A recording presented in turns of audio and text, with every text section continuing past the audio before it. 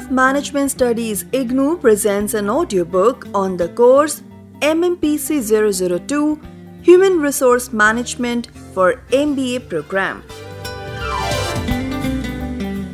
Presenting Block 4 Employer-Employee Relations, Unit-13 Grievance Handling and Discipline Management Procedures, Part 2.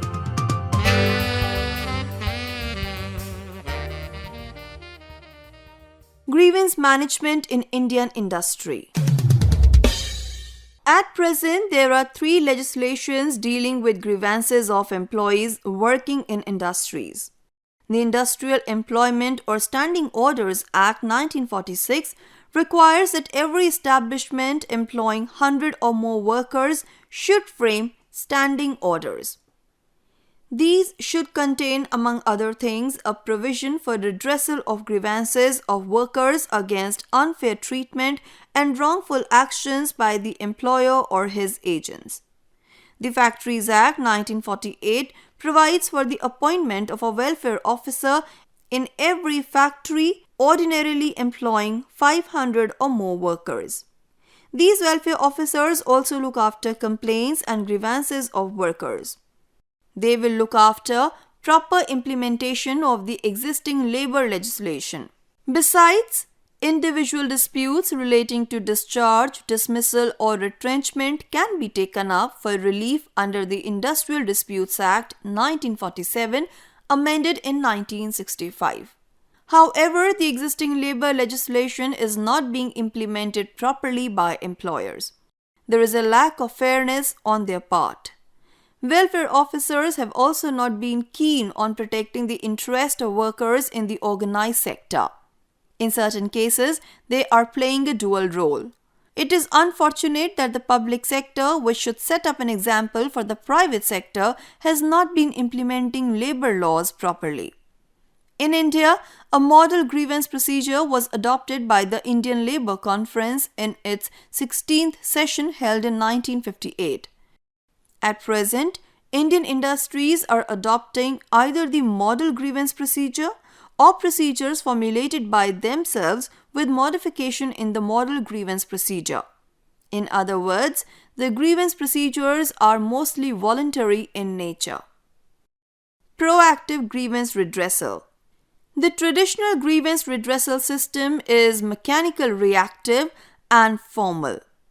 But grievances are human problems with lot of emotions and sentiments attached with them. It requires informal, proactive and human touch.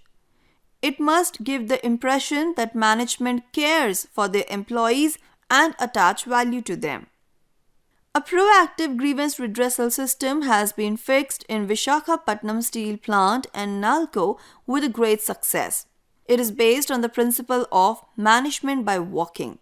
A thirsty man goes to the well. That is a common phenomenon. A proactive phenomenon will be if the well goes to the thirsty and quenches his thirst. In existing system, an aggrieved employee goes to the management and follows formal procedure for the redressal of his grievance. It is insensitive to human emotions.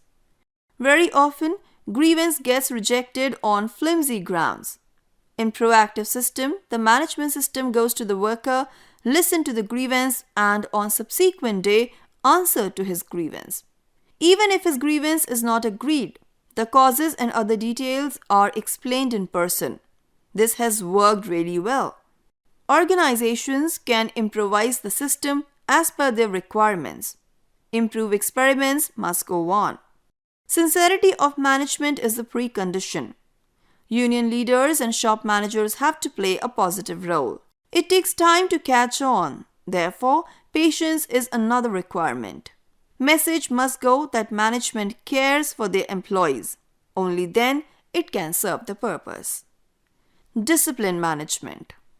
Employee discipline is the backbone of industrial relations. In fact, the function of management is to keep an enterprise going on smoothly, efficiently, and profitably. To do this, you need a workforce that has to accept certain reasonable standards of behavior at the workplace. Effective employee performance depends on the willingness on the part of your management on the part of your subordinates to carry out the orders of their superiors, to abide by the rules and norms of your organization. The purpose of this part of the unit is to discuss and examine what discipline is, what the various aspects of employee discipline are, and how positive discipline can be achieved by you from your subordinates. We should also examine the judicial process of maintaining industrial discipline and how to deal with indiscipline among industrial employees.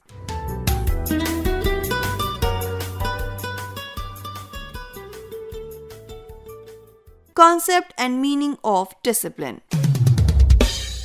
Discipline is the regulation and modulation of human activities to produce a controlled performance. The real purpose of discipline is quite simple.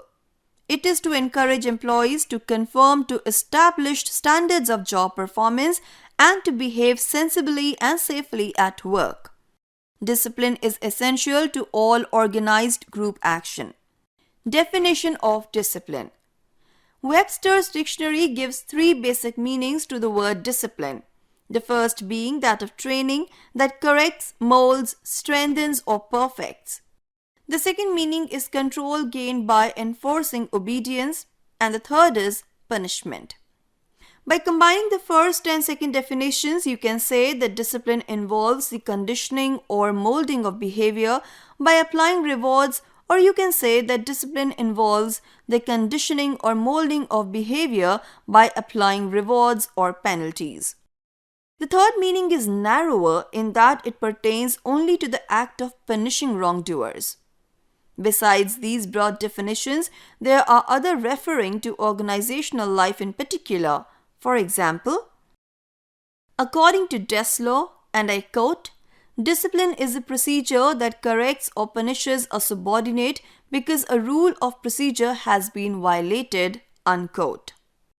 According to Roux and Byers, and I quote, "Discipline should be viewed as a condition within an organization whereby employees know what is expected of them in terms of the organization's rules, standards, and policies, and what the consequences are of infractions," unquote. From these definitions, we can find certain elements. They are: number 1, the objective is orderly behavior. Number 2, orderly behavior is a group desire. Number 3, orderly behavior assists the attainment of organizational goals. Number 4, when members behave appropriately as per rules, there is no need for disciplinary action. This is self-discipline. And number 5, when some members violate the rules and regulations, punitive actions are needed to correct them. And number 6, punishment serves 2 purposes.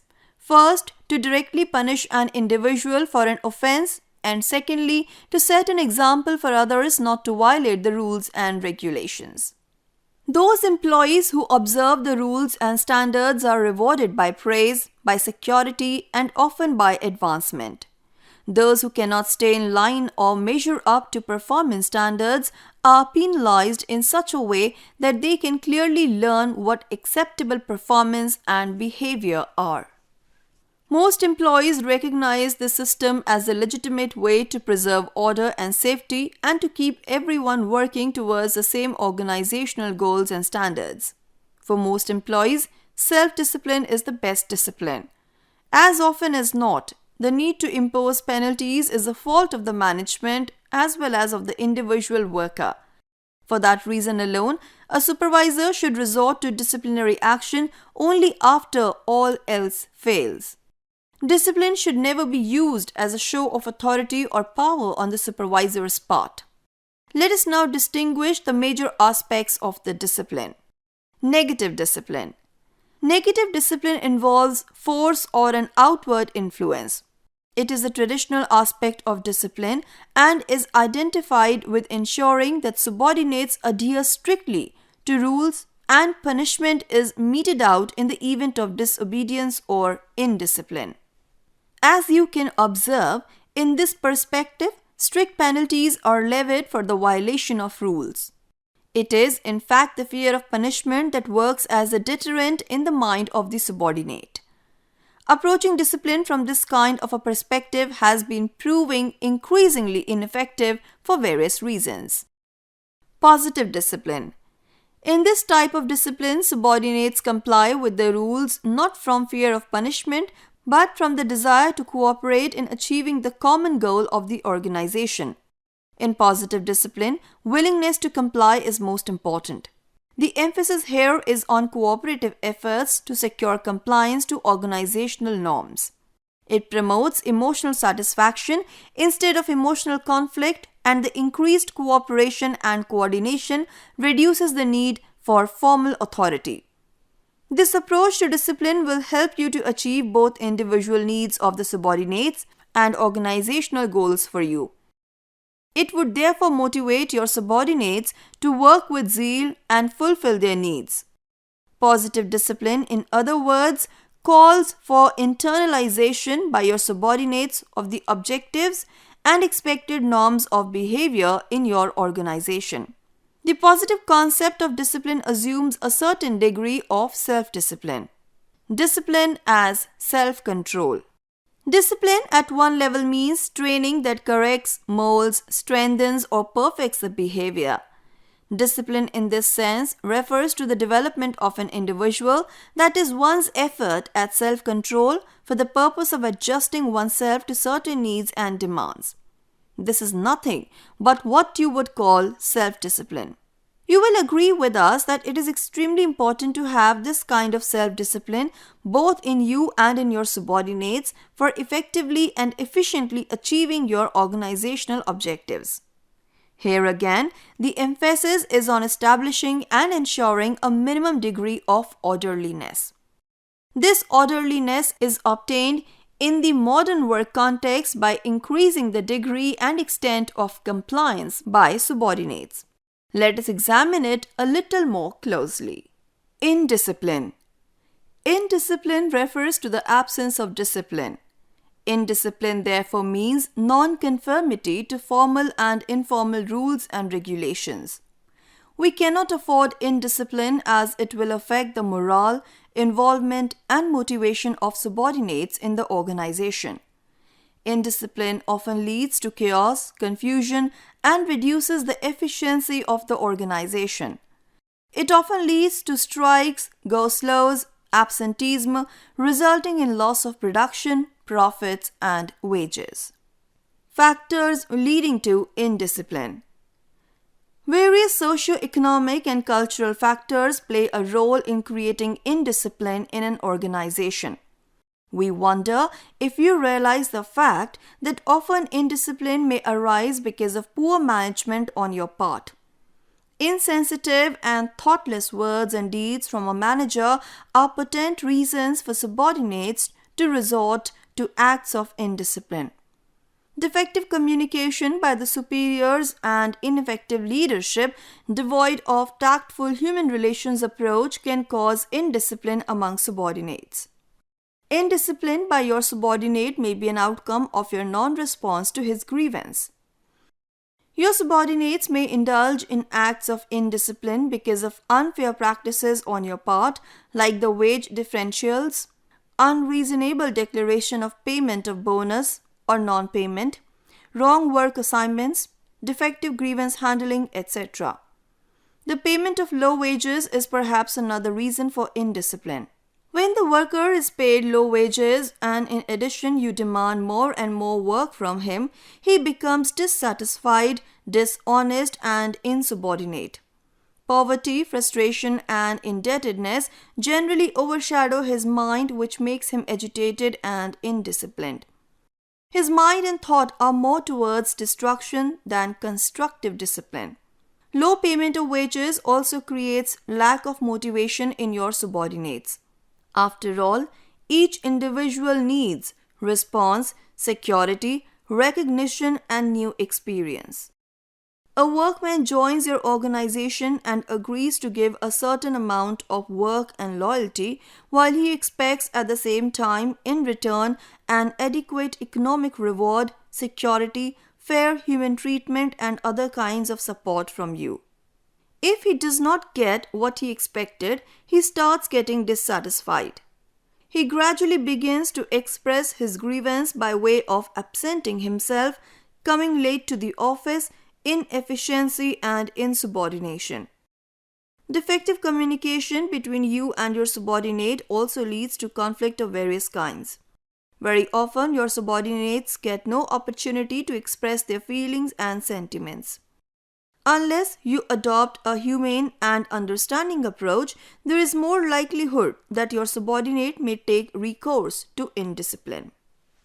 Forms of indiscipline: absenteeism, insubordination, violation of plant rules, gambling, incompetence, damage to machine and property, strikes, dishonesty, and other forms of disloyalty lead to industrial indiscipline.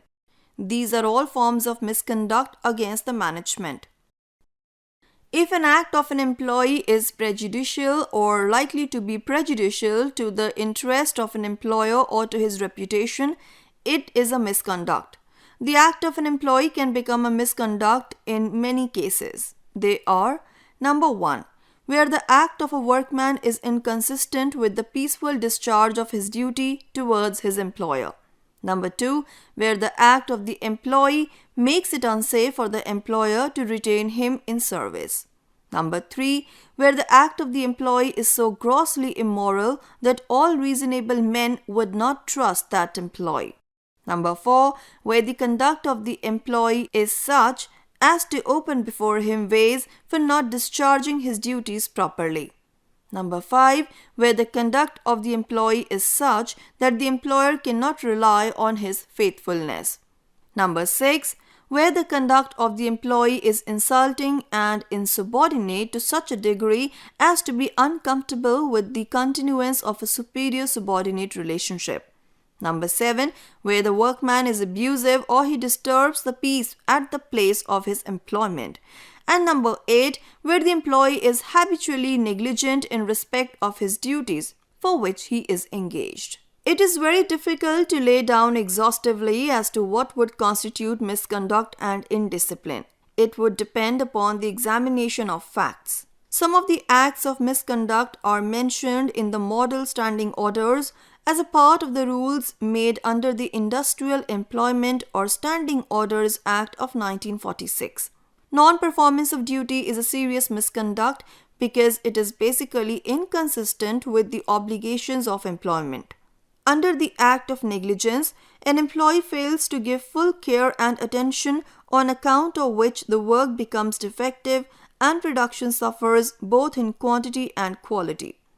It is a misconduct to cause disorder on the premises, intimidate, threaten, or assault other employees and use abusive language. Preventing the entry and exit of willing employees and movement of goods to and from the factory, obstructing the work being carried on, damaging the property of the employer, indulging in mischief or other objectionable activities, occupying the employer's premises or property, go slow, etc. are forms of misconduct. Insubordination, assault or threat to superior officers, defamation, making false complaint are all acts of indiscipline. Non-performance of work during working office hours, tampering with official records, misappropriation of accounts are acts of indiscipline which are considered to be of serious gravity.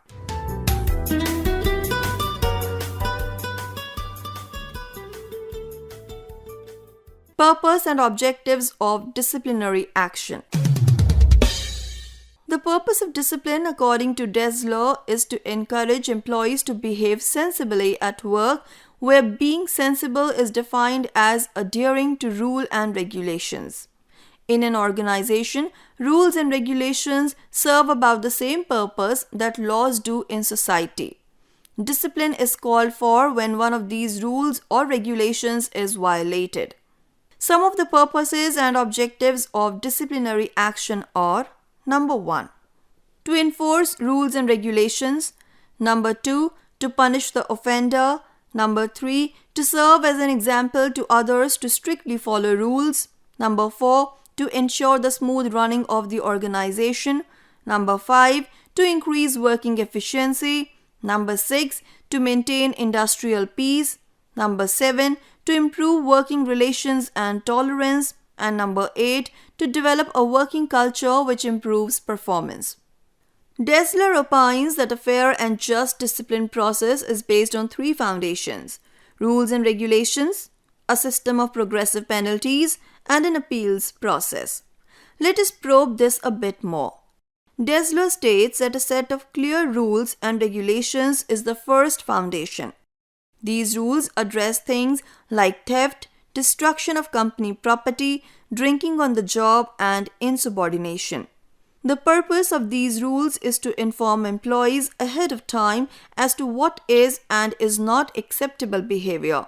This is usually done during the employee's orientation.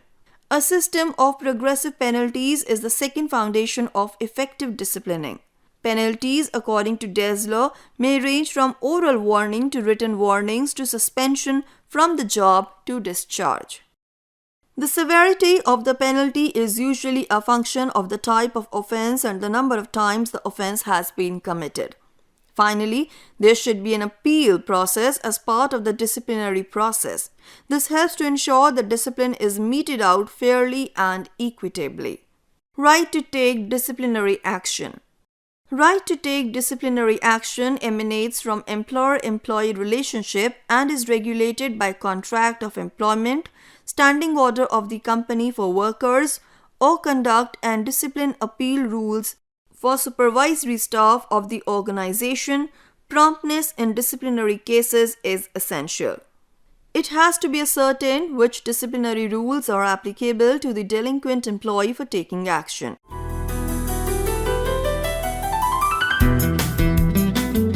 You were listening to the audiobook by the School of Management Studies IGNOU for MBA program. Course code MMPC 002 Human Resource Management.